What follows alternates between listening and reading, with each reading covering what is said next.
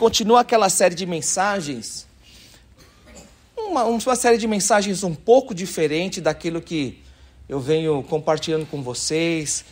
A estrutura da mensagem é um pouco diferente, o tom da mensagem é diferente, tudo é diferente, porque o objetivo agora é trazer um pouquinho mais de esclarecimento para vocês, o que é ser presbiteriano, e daqui para frente explicar mais qual é a diferença, a particularidade, o distintivo da nossa denominação, Presbyterian Church in America, para você poder ter uma noção maior que barco que você está entrando, se você entrar nesse barco, entendeu? Então, ter uma ideia melhor daquilo que você está ou apoiando ou não apoiando, fazendo parte ou não fazendo parte. Então, o meu objetivo não é colocar uma corda no seu pescoço e falar assim, você aceita isso aqui ou você está agora... Não, de maneira nenhuma. Meu objetivo aqui é apenas trazer esclarecimento para você e, principalmente, expor aquilo que a palavra de Deus fala para que você tenha para si mesmo uma convicção bíblica. Você não precisa concordar com tudo aquilo que eu vou compartilhar com você, mas eu gostaria que você tivesse uma posição bíblica muito mais fundamentada na palavra de Deus, qualquer que seja a sua posição bíblica. Mas hoje, então, eu vou compartilhar com vocês Deuteronômio capítulo 13, versículo 1 até o versículo 11. Eu não vou basear a minha mensagem nessa passagem, eu não vou expor essa passagem, mas eu vou tocar em várias passagens, mas essa vai ser uma boa passagem para a gente ter uma ideia daquilo que a gente vai falar hoje. Deuteronômio capítulo 13, versículos de 1 a 11. Mas antes, vamos orar e pedir a graça de Deus sobre nós? Vamos orar? Está na hora de orar, então vamos orar. Pai amado, nós queremos te pedir as tuas bênçãos sobre nós agora, sobre a leitura da tua palavra, a proclamação do evangelho. Senhor, tem misericórdia de nós, nos dá entendimento, que o teu Espírito Santo esteja iluminando as nossas mentes e os nossos corações. É o que nós pedimos, em nome de Jesus. Amém e graças a Deus. Deuteronômio 13, versículos 1 a 11, olha o que a palavra de Deus fala. Quando o profeta ou sonhador se levantar no meio de ti e te anunciar um sinal ou prodígio, e suceder e acontecer o tal sinal ou prodígio de que te houver falado e disser, vamos após outros deuses que não conheceste e sirvamo-los, não ouvirás as palavras desse profeta ou sonhador, porquanto o Senhor vosso Deus vos prova, para saber se amais o Senhor vosso Deus de todo o vosso coração e de toda a vossa alma. Andareis após o Senhor vosso Deus, e a Ele temereis. Guardareis os seus mandamentos, ouvireis a sua voz, e a Ele servireis, e a Ele vos achegareis. Esse profeta ou sonhador será morto, pois pregou rebeldia contra o Senhor vosso Deus, que vos tirou da terra do Egito e vos resgatou da casa da servidão, para vos apartar do caminho que vos ordenou o Senhor vosso Deus, para andardes nele. Assim eliminarás o mal do meio de ti. Continuando.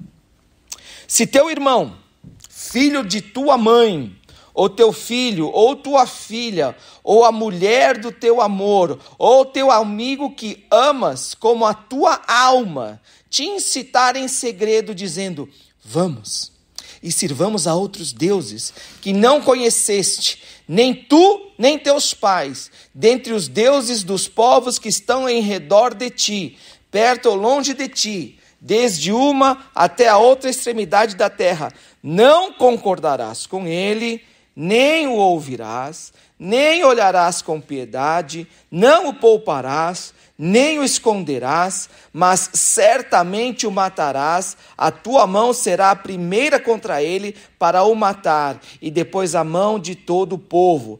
Apedrejá-lo-ás até que morra, pois te procurou apartar do Senhor teu Deus, que te tirou da terra do Egito, da casa da servidão. E todo Israel ouvirá e temerá, e não se tornará a praticar maldade como esta no meio de ti. Amém. Amém. Amém. Amém.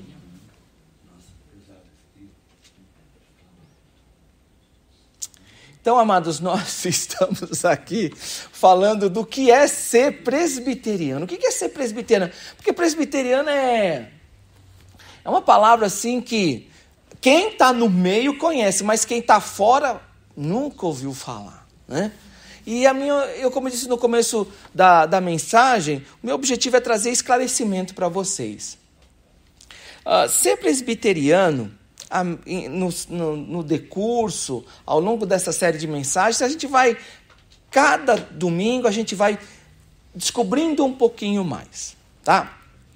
Semana passada, então, eu falei para vocês que ser presbiteriano é ser protestante. O que é ser protestante? Ser protestante é você não concordar com aquilo que a Igreja Católica Apostólica Romana ela prega.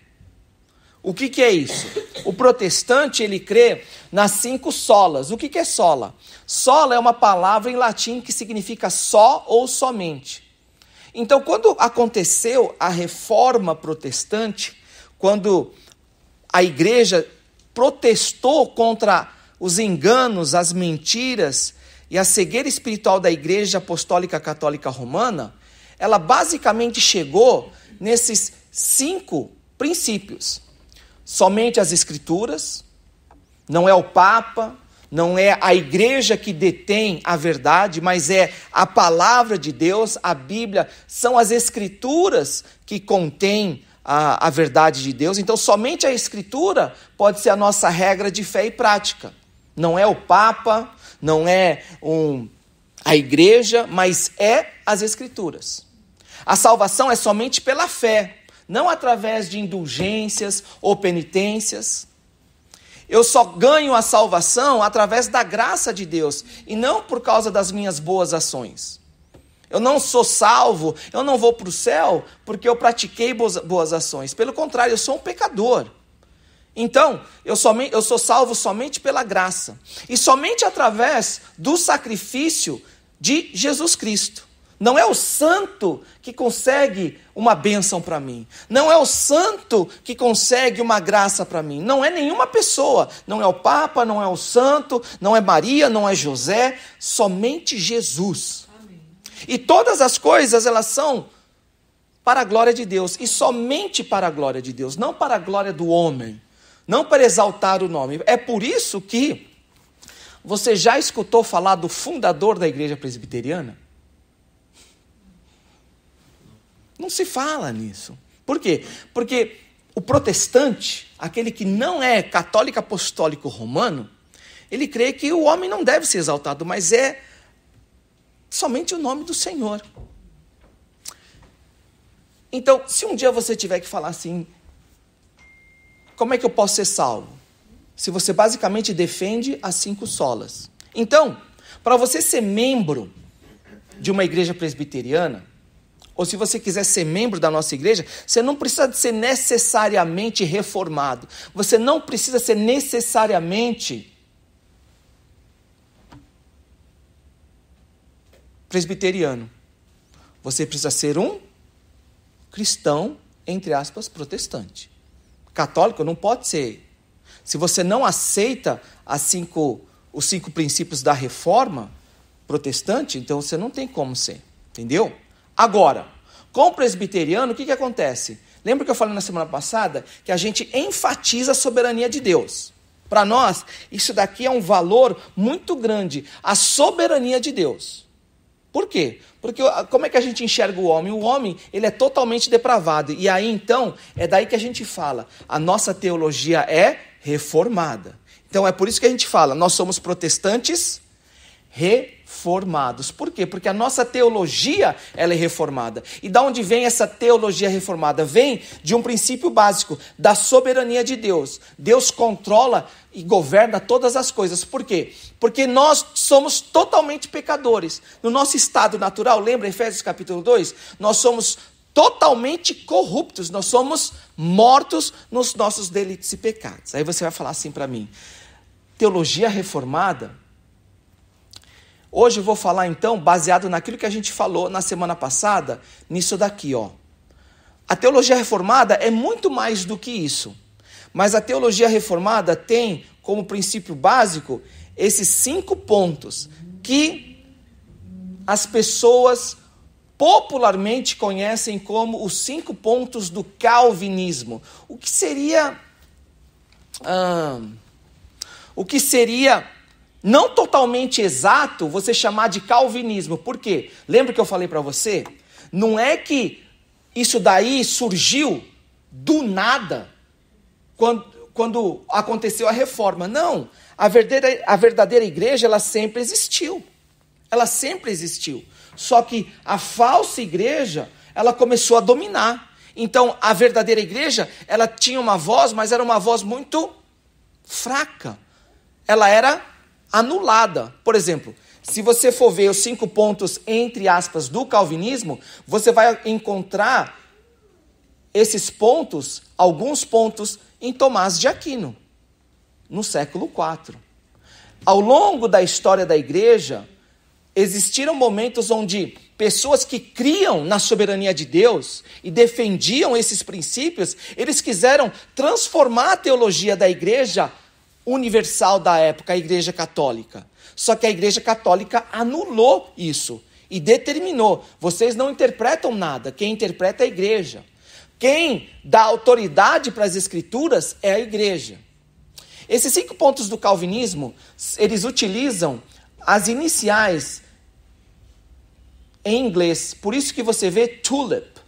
E aí você vê então os 5 pontos: depravação total, total deprivation, eleição incondicional, unconditional election, expiação limitada, limited expiation or limited atonement, graça irresistível, irresistible grace, e a perseverança dos santos, ou perseverance of the saints. Esses são os 5 pontos do calvinismo, e aí isso seria então teologia reformada, ou um dos elementos da teologia reformada. Teologia reformada é muito mais do que isso, mas basicamente você pode entender que teologia reformada é isso aí, mas eu vou acrescentar algumas coisas no curso dessas mensagens.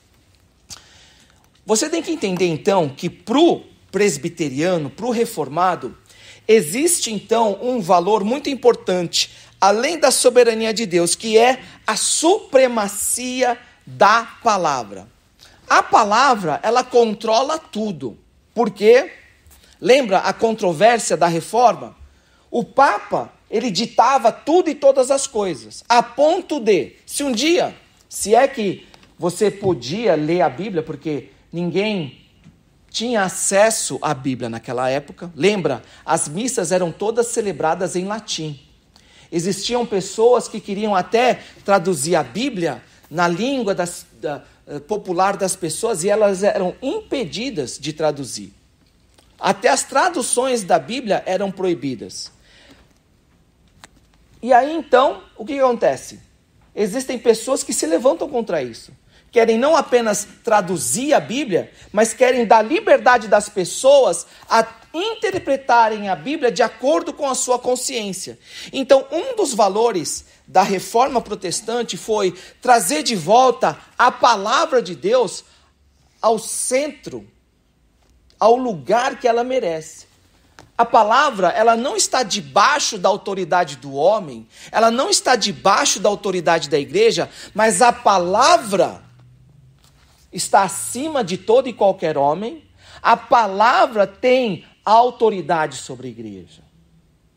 E é isso o que nós cremos. A palavra, ela é soberana. Agora, a questão é, por quê?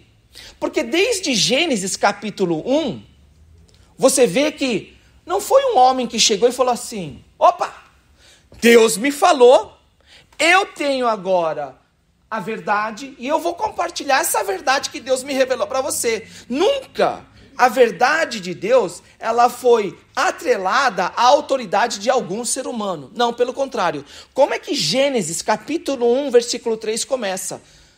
No começo não tinha nada, só havia Deus. Deus para sempre existiu e num momento Deus fala: haja luz e houve luz. É interessante que logo no começo de Gênesis mostra, a palavra de Deus mostra que Deus decide se revelar e ele revela falando. Deus se revela falando. Deus fala. Quando Deus quer se mostrar, Deus usa a sua voz. Ele fala com aqueles que ele decide se revelar. A sua verdade, ela é revelada. Tanto é que se você vai e caminha pelo Antigo Testamento, como a gente viu aqui em Deuteronômio capítulo 13, a autoridade não era centralizada nos profetas ou nas pessoas que Deus usava, mas a centralidade era a revelação falada de Deus. Se um profeta chegar no meio de vocês, ou um sonhador, ou seu irmão, a sua irmã, ou seu amigo, ou qualquer pessoa que seja, e falar alguma coisa que aconteceu, ou adivinhar alguma coisa, ou te trazer uma profecia, ou adivinhar um sonho, e aquilo acontecer. E aquilo acontecer. Aconteceu.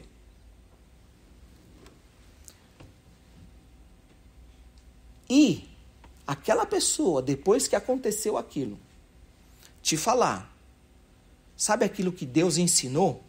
Não segue aquilo. Vamos servir a outros deuses.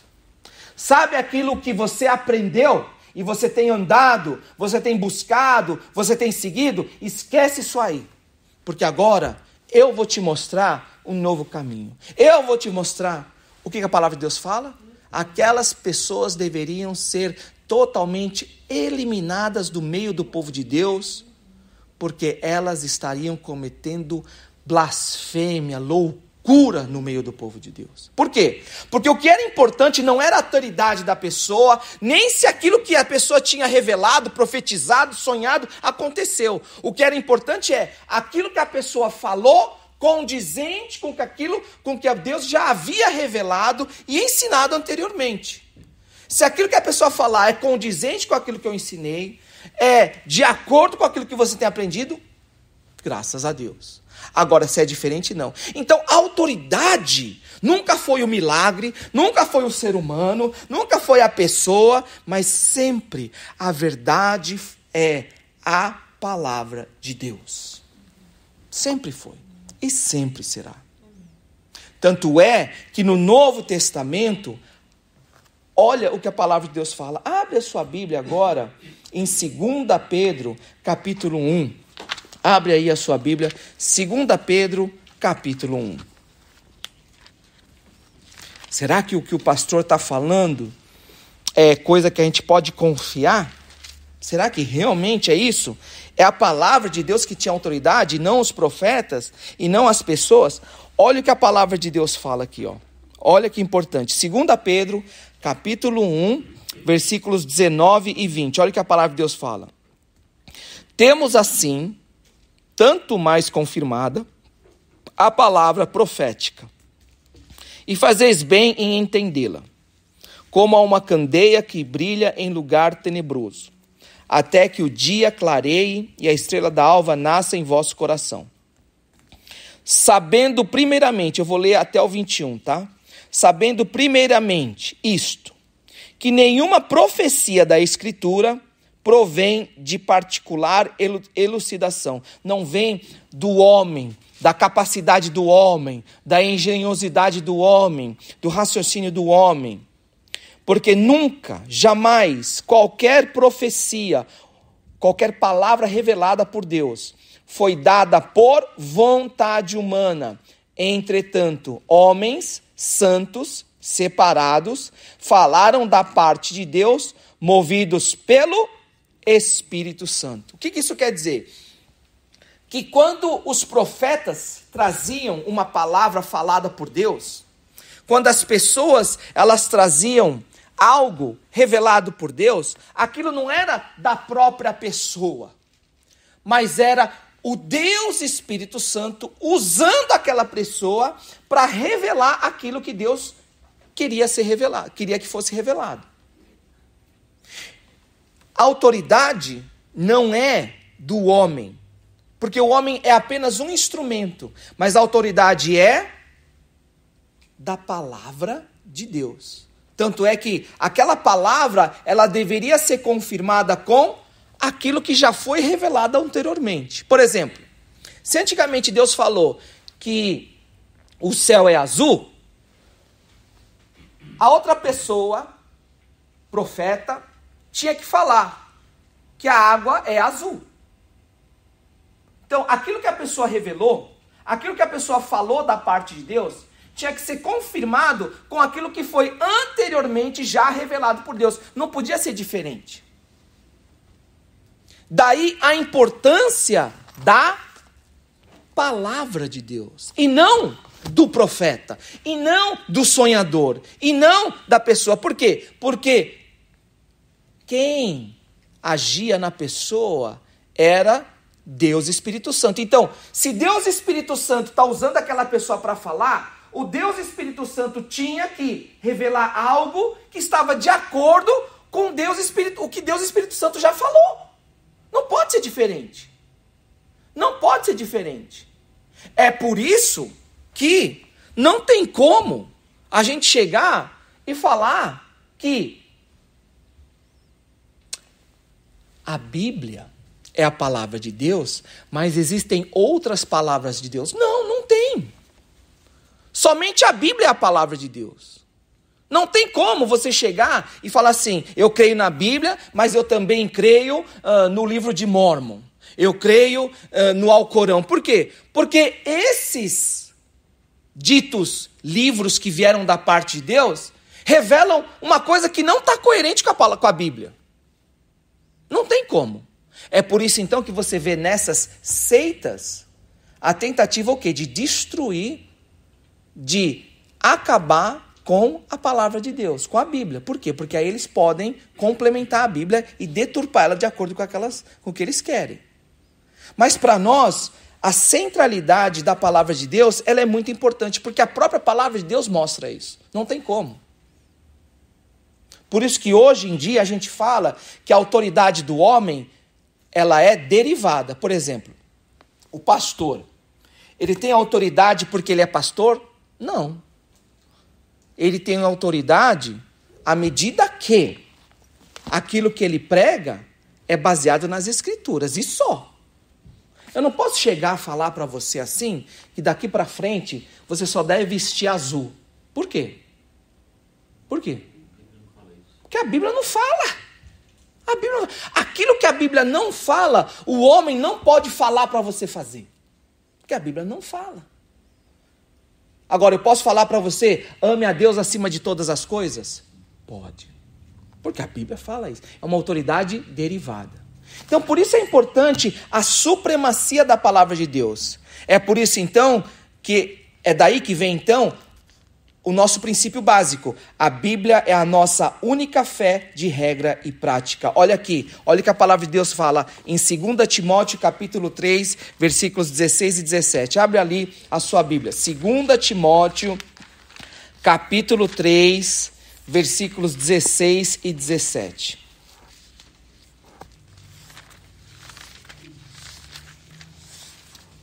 2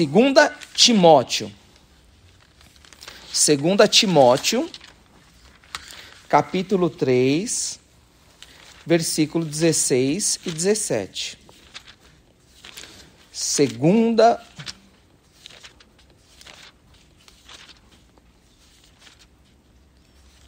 Timóteo 3, 16 e 17.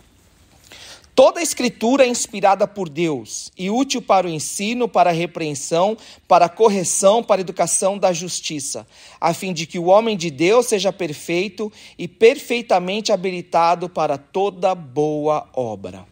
Amém. Amém.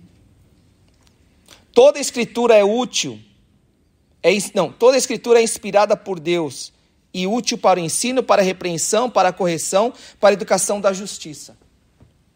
Porque a Bíblia, ela foi inspirada por Deus, é a Bíblia que deu origem ao povo de Deus. Porque a Bíblia é a palavra de Deus, é a Bíblia que deu origem à igreja, e não o contrário. Deu para entender? Porque a Bíblia é a revelação falada de Deus, que foi colocada em escrito e preservada para que nós andássemos nessa verdade e confirmássemos a verdade de Deus à medida que Deus vai falando conosco. Não foi um dia a igreja botou não sei quantos ali e falou assim, acho que a gente precisa de uma Bíblia, né? A gente precisa de uma palavra de Deus. Vamos chegar e fazer uma Bíblia para nós? Vamos. Aí chegou, vamos colocar isso aqui, unidunité, salamé minguê, vou colocar, tá bom. 66 é pouco, vamos colocar mais 7? Vamos colocar mais 7 para dizer que a gente é mais. E aí pronto, aí a igreja inventou a Bíblia. Isso não existe. Isso aí não existe. Por quê? Porque a própria Bíblia anula isso. A própria Bíblia anula isso.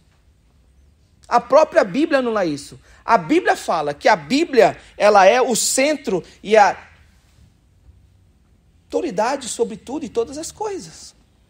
E a gente tem que ter uma convicção nisso daí. Mas aí você vai falar assim agora. E aí nesse ponto que eu quero chegar. Quem não é presbiteriano chama a gente de como? Quem não é presbiteriano geralmente olha para nós assim. Sorveteriano. Por quê? Meio frio, né? Meio frio, né? Meio frio.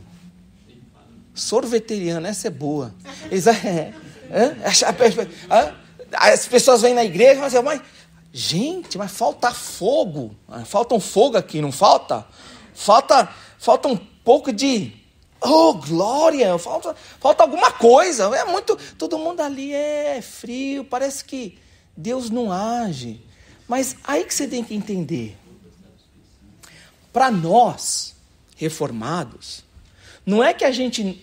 Aí que a gente tem que entender, e eu quero que você guarde muito bem. Não é que a gente não crê no Espírito Santo. Estão muito enganados. Não é que a gente não tem o Espírito Santo. Não é porque a gente não está cheio do Espírito Santo. É porque nós nos agarramos firmemente naquilo que a palavra de Deus fala a respeito do Espírito Santo. Quem foi que inspirou as Escrituras? Quem foi que inspirou as Escrituras? O Espírito Santo. Então, o Espírito Santo vai usar o quê? As Escrituras para mover o coração do povo. É aí que a gente entra agora naquela questão. Mas vocês são muito frios. Sorveteriano. Mas está faltando fogo, está faltando a unção, está faltando a glória de Deus. Vamos abrir a palavra de Deus em Hebreus capítulo 1, versículos 1 e 2. Abre lá a sua Bíblia em Hebreus capítulo 1, versículos 1 e 2. Se você for um pouquinho mais para frente, você vai chegar em Hebreus. E aí você vai ler Hebreus capítulo 1, versículos 1 e 2. Agora, havendo Deus, outrora, falado muitas vezes, de muitas maneiras, aos pais pelos profetas, nestes últimos dias, nos falou pelo Filho, a quem constituiu o herdeiro de todas as coisas, pelo qual também fez o universo. O que isso quer dizer? Que a gente agora não fica esperando profeta, não fica esperando uma revelação, uma profecia. Por quê? Porque agora Deus fala através da palavra revelada. Porque Deus falou através do Filho, e o Filho agora confiou tudo aquilo que foi revelado a respeito do Filho na palavra. E o Espírito Santo agora realiza esse ministério de nos revelar o Filho Jesus Cristo através da pregação da palavra. Só que qual que é o problema que acontece hoje? É essa tendência de você querer manipular as pessoas, de querer causar alguma coisa artificial, criar uma atmosfera fora da palavra, para que alguma coisa, entre aspas, de Deus aconteça. Cada vez mais a igreja deixa aquilo que Deus tem para falar para o seu povo e recorre a métodos artificiais para tentar criar alguma coisa. E esse é o problema. Se o Espírito Santo age, ele age única e exclusivamente através do instrumento que o próprio Espírito Santo criou, que é a palavra. Abre a sua Bíblia aí em João, capítulo 16, versículo 13. João, capítulo 16, versículo 13. Por que os presbiterianos são tão frios? Nós não somos frios. É porque nós desejamos que o Espírito Santo fale ao nosso coração. Então a gente não quer que nada atrapalhe. A gente não quer fundo musical, a gente não quer revelação, a gente não quer língua estranha. O que a gente quer é o Espírito Santo falando ao meu coração através da palavra. Por quê? Olha o que João 16, 13 fala. Quando vier, porém, o Espírito da verdade, ele vos guiará a toda a verdade. Porque não falará por si mesmo, mas dirá tudo o que tiver ouvido e vos anunciará as coisas que hão de vir.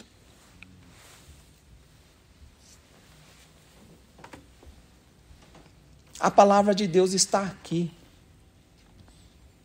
Nós não precisamos de profetas, de apóstolos, de revelações, de sonhos. Não precisamos. O que nós precisamos é a palavra e o Espírito Santo quebrantando o nosso coração. Por quê? Romanos 10, 17. Abre a sua Bíblia em Romanos 10, 17. Bless you. Romanos 10, 17. Bless you. Romanos 10, 17. Por quê? Por que essa ênfase na palavra? Por quê? Os presbiterianos reformados ficam gastando tempo com Bíblia, com doutrina, com palavra. Por quê? E assim, a fé vem pela pregação e a pregação pela revelação do profeta, pela língua estranha, pelo sonho do apóstolo, não, pela palavra de Cristo. É por isso que hoje nós apelamos, defendemos a supremacia da palavra de Deus. Tem que ter a palavra de Deus. Tudo tem que ter uma base na palavra de Deus. Se a palavra de Deus não fala, a gente não faz. A gente não faz. Por quê? Porque a Bíblia fala. Porque a Bíblia fala. Quando a gente começa a levantar revelações, profetas, interpretação de língua estranha e qualquer outra coisa que venha a ser autoridade fora da palavra de Deus, a gente está voltando para alguma coisa que a igreja lutou há muito tempo para acabar. A autoridade fora da palavra de Deus. Quando a gente chega e fala assim, aquele profeta tem a unção, aquela profetisa tem a revelação de Deus, aquele apóstolo tem a autoridade de Deus, aquele cabra tem o dom, aquele não sei o que tem o... Sabe o que a gente está fazendo? Nada mais é do que utilizar o mesmo princípio que a Igreja Católica Apostólica Romana utilizou há longo tempo para falar.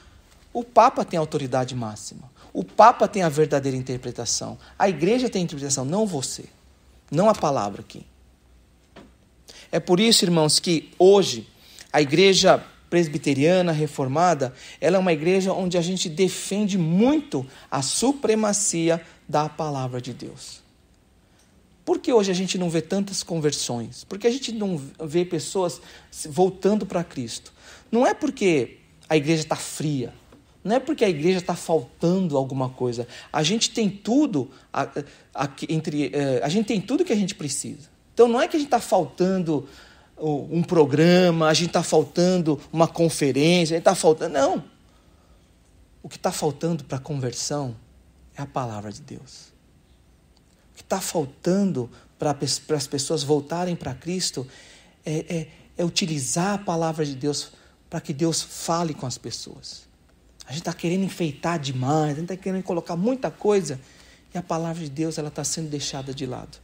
Mas que Deus nos abençoe e tenha misericórdia de nós, para que nós possamos nos manter firmes e fiéis à palavra de Deus. Oremos. Pai amado, nós queremos te pedir, ó Deus, que o Senhor nos ajude a sermos fiéis à tua palavra. Nos ajuda, Pai. Nos ajuda. Tem misericórdia de nós. É o que nós pedimos em nome de Jesus. Amém e graças a Deus. Como vocês sabem, então, hoje é dia da ceia do Senhor.